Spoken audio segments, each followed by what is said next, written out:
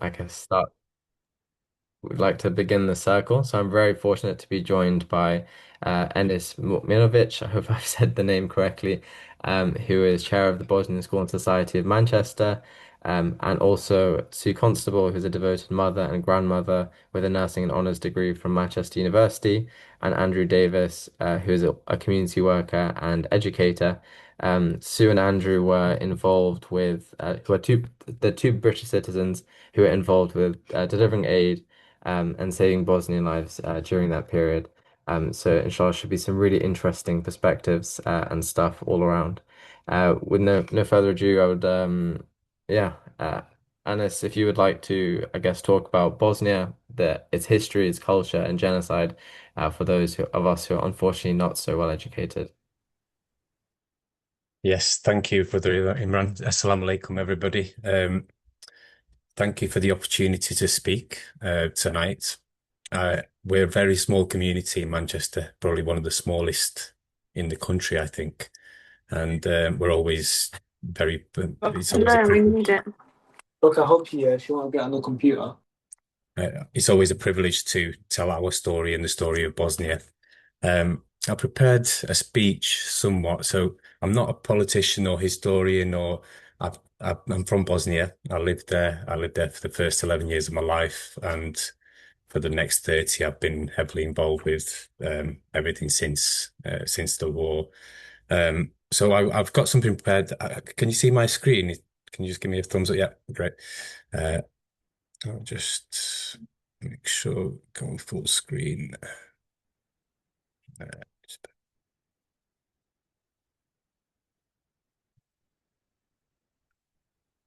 okay. Can you still see my screen okay? Yes. Yeah, great.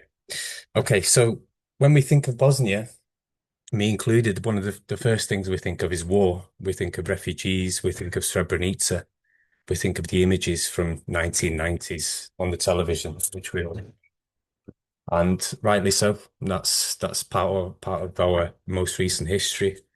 But Bosnia existed a lot before that. So let's try and have a look at some of that. Islam arrived in Bosnia in the Ottoman period. That's in the 14th century. Muhammad al-Fatih or Muhammad II, Mehmed II, um,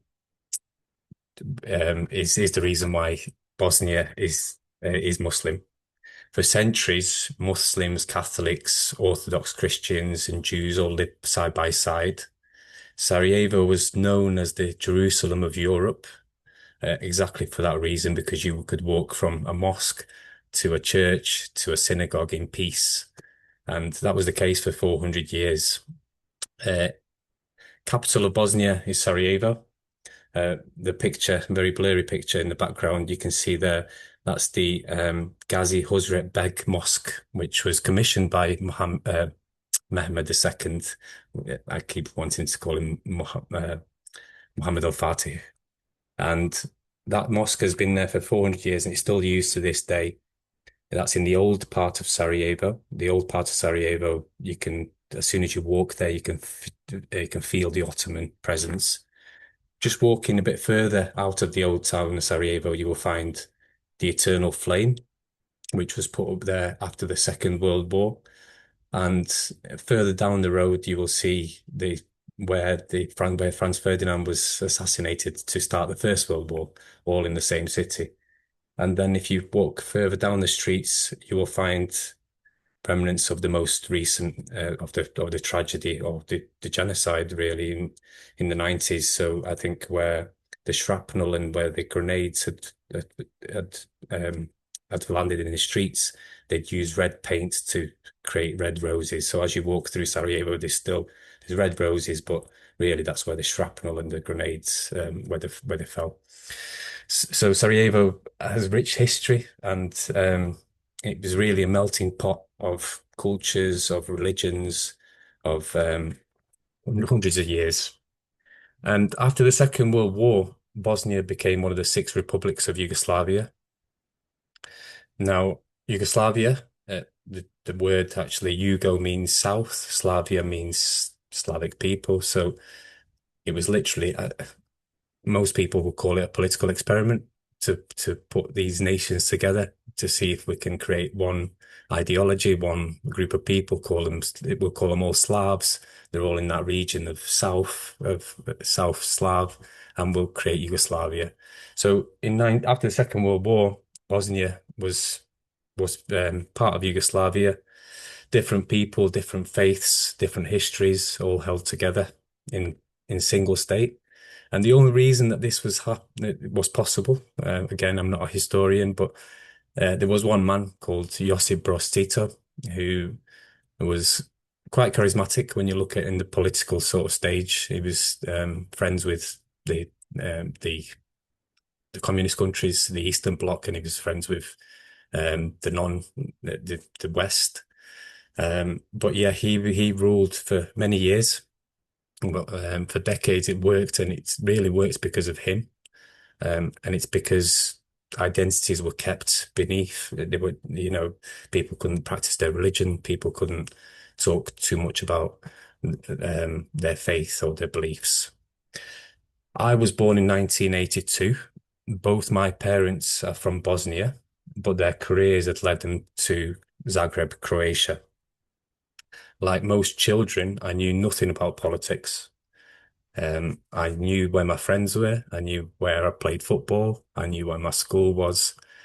I knew which cartoons I watched. And I also knew that every Monday of every month we would take our red neckties and our blue berets, and we would stand in formation in school and sing hymns to Tito.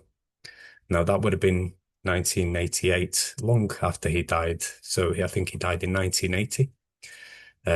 I was by then, so I think I have a picture. So I have a, that's the picture of us being the members of the pioneers that we were called, which is um, which is the youth movement within the schools. Every school would literally we would stand like this in formation, pl pledge our allegiance to Tito, who'd already been dead, and sing hymns.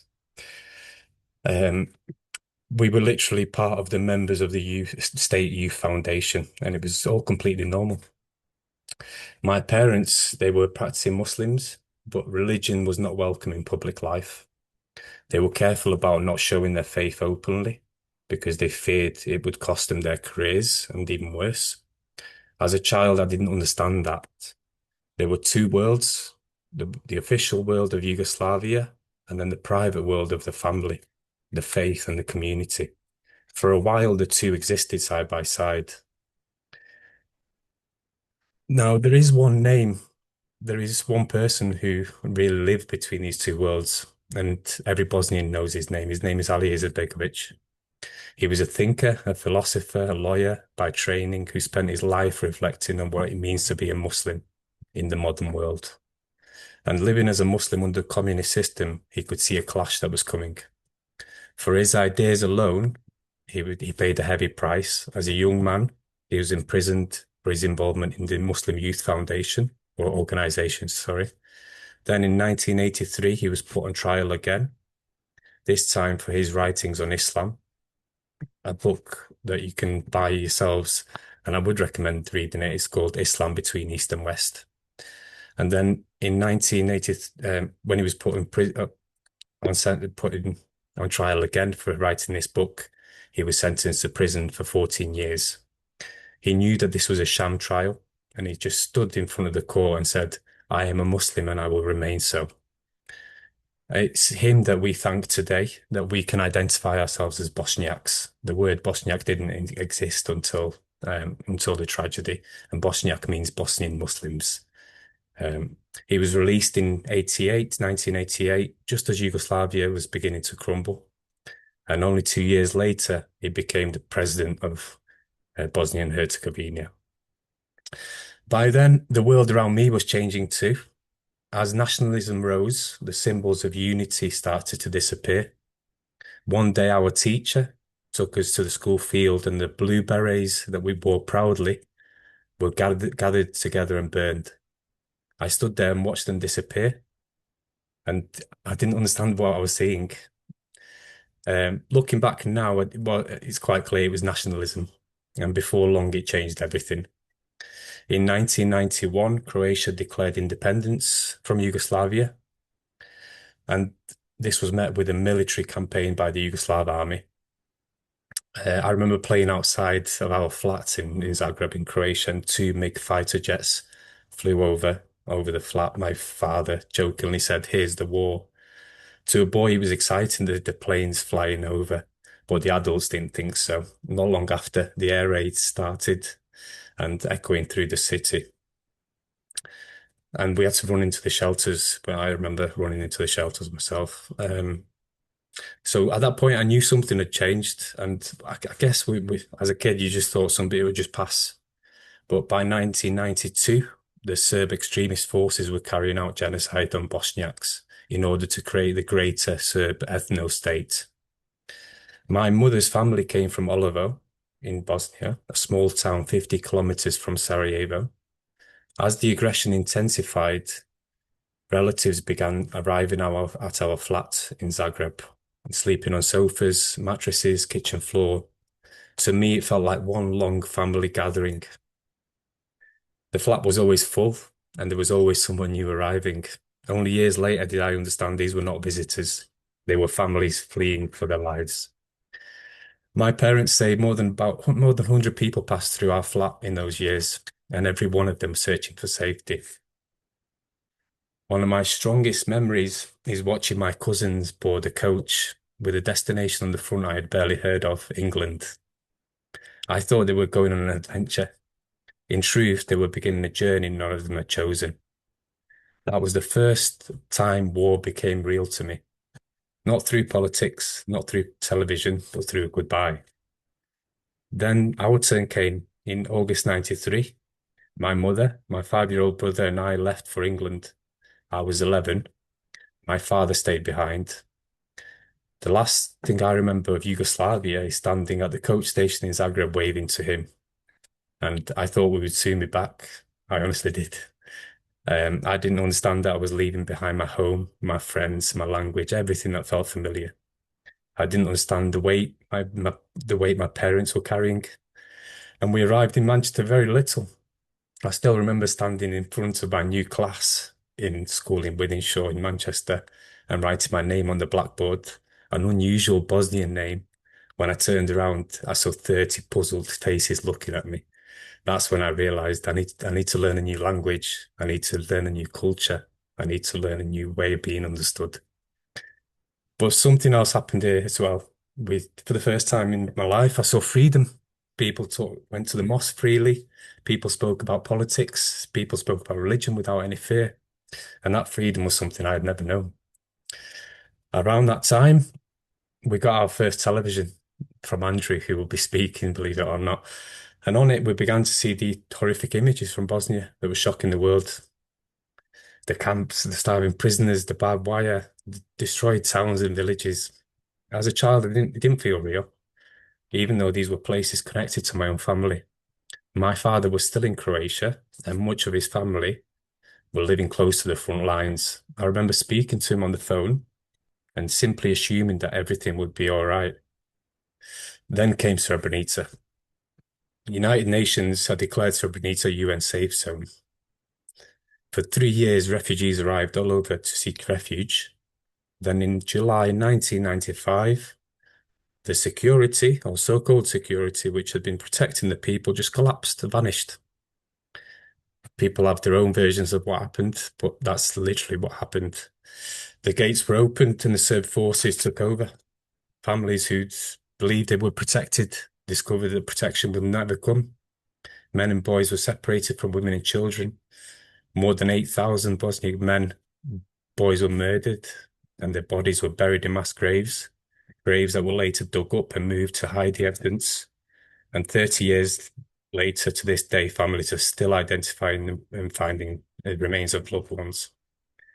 At the time, Srebrenica was Bosnia's tragedy, but now it's a warning to the world about what happens when hatred is allowed to grow unchecked, and what happens when people are reduced to nothing more than their ethnicity and their religion. But this story is not all about loss. It's all about people who helped, people who opened their homes, people who gave their time, who offered friendship. who treated refugees not as burden but as neighbours. My family was fortunate enough to know many of them, people like Andrew and Sue, who you'll hear from later. And without them, our journey would have been much more difficult. And their kindness is something that we'll never forget. And this is also why the Bosnia School in Society of Manchester matters. It's a charity. It was an idea that started 30 years ago. It was just to help well, ourselves as a community. And for more than 3 decades, it's preserved our language, our culture, our identity, our community. And really, it's a proof that it's possible to build a future without forgetting where you're from. When I look back, there's many things that I didn't understand then, but they're a lot easier to understand now. I understand the sacrifices my parents made. I understand the responsibility that somebody fortunate as us carries. We've everybody with a memory carries a responsibility to tell that memory. Remember to remember to teach and to make sure the future generations understand not only what happened in Bosnia, but why it happened in Bosnia. And I'm going to leave you with a quote by Ali Izetbegovic, who said, "Whatever you do, do not forget the genocide, because a forgotten genocide will be repeated." Thank you. Salam alaikum. Islam, thank you so much. That was really, really moving. Um, inshallah, there will be an opportunity later for audience to ask questions. I'm sure we have many. But I guess now if we could move on to Andrew and Sue to talk about their experiences. Thanks so much. They're all in the same room, by the way. That's Yes, why. we are. Yeah. We're swapping chairs and playing musical chairs. Brilliant. Hello, everybody. Nice to see you. That was really powerful from Ennis, and it gave me food for thought, even though we've been taking aid for such a long time. It gives you more of an idea of what went on before you even got there. But speaking about Srebrenica, we went in directly to Srebrenica, and nothing prepares you for the cemetery and the vast numbers of graves, and mostly with the same name, or whole groups of families with the same name. I don't think we spoke much, didn't we, Andrew? We just looked at each other and we walked around, and it was quite shocking. So yeah, and something like that stays with you because it's man's inhumanity to man. That's the whole point, and it mustn't happen again. But of course, we now know that it does. It's repeated over time with different countries. I wanted to talk a little bit about how the aid started. And as Ennis said, they were living in Wythenshawe, the sisters with the children. And we were involved in a charity, a recycling centre. And the girls came in for some furniture, and Andrew took the furniture. And they were talking about their family, their mum they'd left behind, and their brother in Kamensko. And they'd been sending parcels via Red Cross or different people, and nothing got through. So we kind of thought, well, I wonder if we can help. And it's so strange looking back because the television was full of the war, and it's incredulous. And then when you meet the girls and you heard the stories, it just seemed the right thing to do, to follow it through. And that's what we did. And it was successful, but lots of different things happened. But we checked before we went, and we checked, oh yes, you'll be given a hard hat, you'll be given a flak jacket, and you just hook onto a convoy and you'll be all fine. So that was all sorted out. We got the van loaded up. We drove to Czech Republic, one sleep, one drive. That took 1,000 miles and 24 hours. Yeah. And but when we got there, actually, there was no hard hats, no flak jackets, no hanging onto a convoy. The convoy sped so speedily through the villages that if the children were playing on the side of the road, they just knocked them down. It was all very different to what we were told. So we set off. Umprafor was there, and there were lots of army bases, different nationalities, Italian, French, English, of course, German. And we were told in no uncertain circumstances, if we came off the road or if we came up to a base, that they wouldn't let us in and we were to stay outside. and our identity was UK van. But in reality, that was not the case, because when we started driving at 4 in the morning, finished driving 4 in the afternoon, because of snipers and different things going on. And we just were welcomed by these army bases, and they gave us food, they gave us an opportunity to shower. Not everyone, but there was a welcome there regardless. One of my jobs was to go to the army briefings in the morning, and I approached them and said, would they be in agreement if I did? And they said, yes, of course. And actually, at home, I came across some notes from the army briefing, which I'll bring tomorrow to the Cheadle Mosque. And it's quite interesting reading it. There was a map. The army used a map, and they rename all the roads and the areas in Bosnia and then they check whether there's activity and things. So I asked if I could have a copy of the map, because that would give us an idea. We knew where we were going, but we didn't know where the activity was every day. And they said, oh, no, you're not military personnel, you won't get that. But actually, I was really blessed, because along came a soldier, and he gave me a map, and he said, don't let anybody see this map, but it's yours. And you use it wisely, which is what we did. And actually, this map, Andrew got it framed in the end, and I have it up at home. But it's really interesting to see what actually the activity was, and to marry that up with the briefing that I took in the notes I took from a briefing. I wanted to say a little bit about, we travelled to Kamensko, which is where Dudia and Sadia's mum was, and the brother. And Kamensko is, at that time, there were 34 houses and it's on quite a high hill, if you like. And we were driving, I mean, there were mishaps with van, with, flat tires and things like that. But we did eventually get to Kamensko. The family more or less knew that we were coming at some time. And when we got there, it was evening time. And they seen the van, and then all of a sudden the men started fighting and wanted to open the van.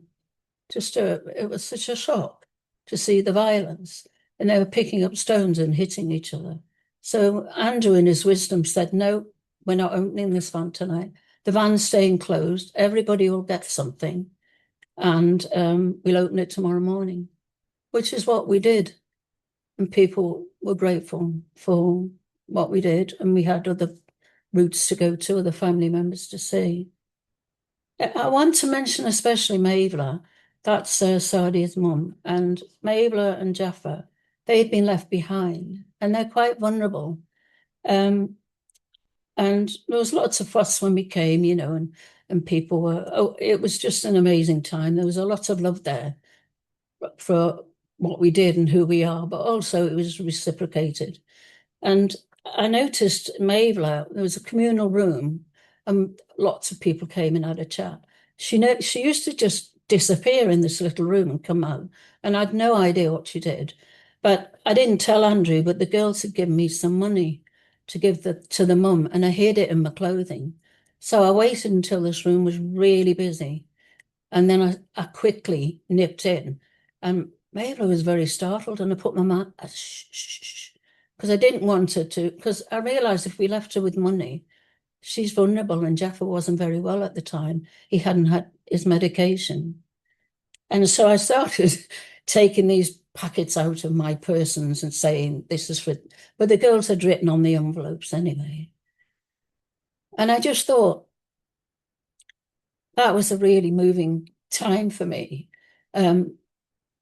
Because I thought, well, okay, we've given their aid, we've given the families aid, we've done those things. But when we leave, it still leaves an elderly woman and a son who wasn't well in quite a vulnerable place. But, it was just that reassurance that she had that. And it was really important. Nobody knew I was giving them money, and nobody saw it. And then I was just shush, shush, shush. And then I came out the room. But lots of instances, and there were lots of times when things happened.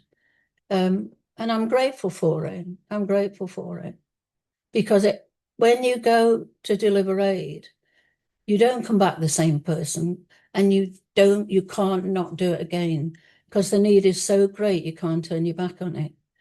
And I think it's right to do so. And we managed to go to schools. I was teaching in Bramall at the time. I set up pen pal um, with schools in Bosnia and in England and Kosovo, just trying to break this cycle of, you know, you're Muslim, I'm non-Muslim, I must fight you. No, no, no, you don't. We're all the same. We're all doing the same thing, eating the same thing, and, living our lives in a peaceful way. And the youngsters, they really can make a difference, massively so. I think I've said enough. There's more stories, but it's too many to talk about. But I'll hand over to Andrew now. Thank you for listening. Thank you, Sue. Thanks.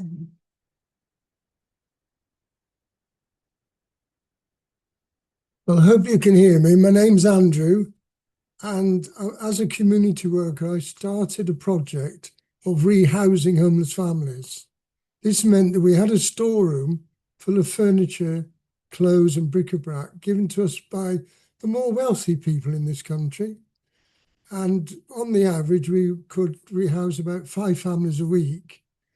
And of course, every night on the television, we saw details of wars and fracas and trouble around the world, so much so that you tend to get used to it. You say, oh, another war, another trouble spot. But what brought it all home to us, how we got involved, was that social services rang us up and said, could we help to rehouse 4 women from Bosnia? 3 of them had 2 children each. So this was quite exciting for us because all of a sudden these wars abroad were now becoming real. We were meeting real people that had suffered in the war zone. And so the thing on the television that you get used to was all of a sudden was hitting us in the face. It was real. So we met the women and they came to our storeroom and they chose clothes and furniture. And on one occasion, after this had been going on for a few months, as Sue had said, the things that the family in England were sending home to Bosnia had been stolen. And we just, Sue and I said, well, we've got a van, we've got things, why don't we go? And that's how it all started. And as Sue said, the danger of going abroad, it was quite acute, and we weren't really prepared for going into a war zone. We didn't have flat jackets and sat phones.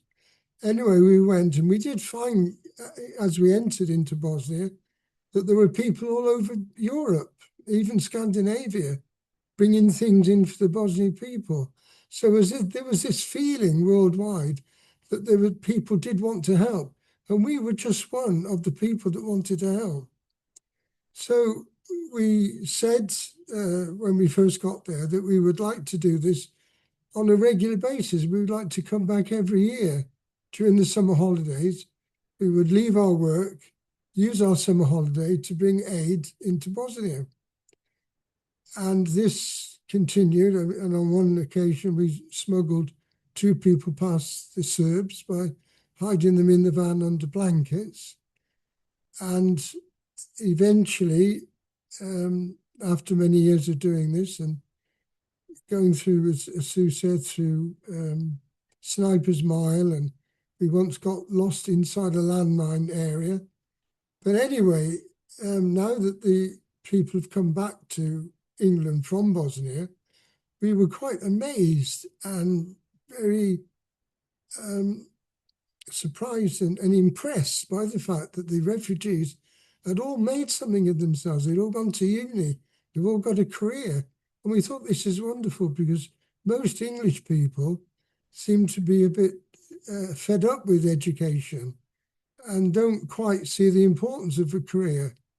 So we thought it was a wonderful, wonderful thing that the Bosnian refugees had taken advantage of our education system in this country. The next thing that worried us was the animosity. It seems for years we've got used to the Tory party, the right-wing party, always using the race card to get votes in this country. And now, of course, we've got a more extreme right-wing party called Reform. And so it's getting worse. And Ennis and I and Sue were talking about the horrible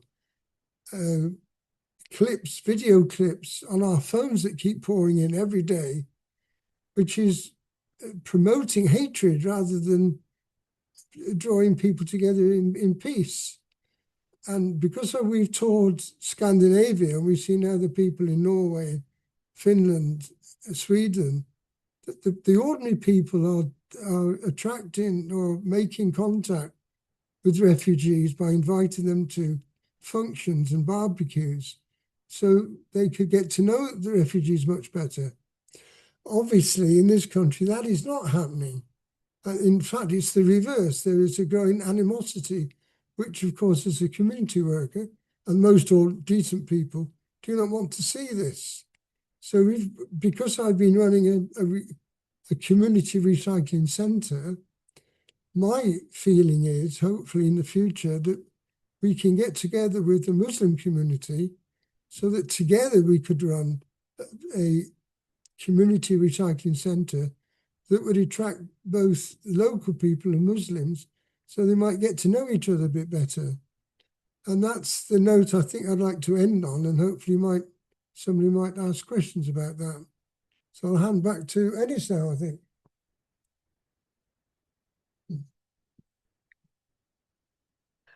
I've got to introduce Andrew and Sue from my point of view.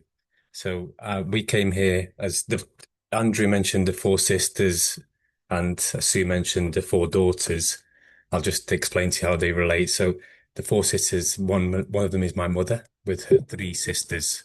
They all came over with children apart from the youngest who just left when she was a teenager. So the four sisters are my mother and her three sisters. We were housed in Wythenshawe. I think we were the only in fact, the estate had just been built, and we were the first four houses in the estate.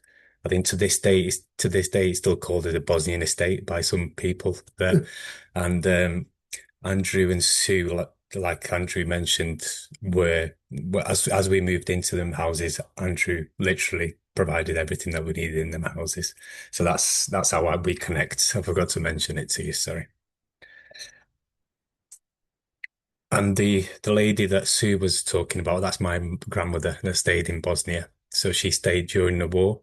Sue and Andrew went back in 1993 at the height of the war, made it all the way to my grandmother's village without sat nav, without I don't even think they had maps. There is no that village is not on the map, and we're not sure how they made it there. And in that when they went there in 93 at the height of the war, they went in 94, they went in 95, and I think they went all the way up until after the war still as well. Yeah, 2019 when the last trip, I think. 2019, the last trip. And, yeah. Okay, I think that's for all from us, Imran, and we'll hand over to the next section. Well, people are going to ask questions now. Yes. Yeah. So inshallah, we'll open up to an audience Q&A now. So if anyone has any questions, however you prefer, if you want to type it in the chat, type it there and I can read it out. Or if you'd prefer, it'd be really nice if you just wanted to unmute and ask the question yourself directly. Should we stop the recording so everyone's comfortable to ask questions? And then we can put the recording back on when we give the top tips at the end. Yeah. Something about your just a tip for our audience about if you were to give them one tip from this talk to take away that would help. Well, what I've said before, said, I can't say it often Do you want to enough. just repeat it We've again? got to meet and talk. We've got to find opportunities for people to do that. Yeah, there has to be another way of doing things. And the only way that things will improve is if we talk and listen to each other and break down barriers. Yeah, very important. Yeah. And mine's going to be quite a general one, which is, education. If you don't educate yourselves on history, on what happened in the past, history just repeats itself. I've seen it with my own eyes. If we don't educate ourselves, we won't be in a better position to handle something when it does happen again. So education, if you if you don't know something, ask. And this is, this is a perfect example of sharing knowledge. So thank you. And not be afraid. Not be afraid. Not be Yeah, afraid that's to do that. Yeah. that's right. Yeah. But if you want specific, then Ali is a Begovic, the book that Sister Sarah put up is perfect. Yeah, it really, I mean, yeah, I'll leave it there. Thank you. Thank you so, so much. That was an incredible, incredible circle.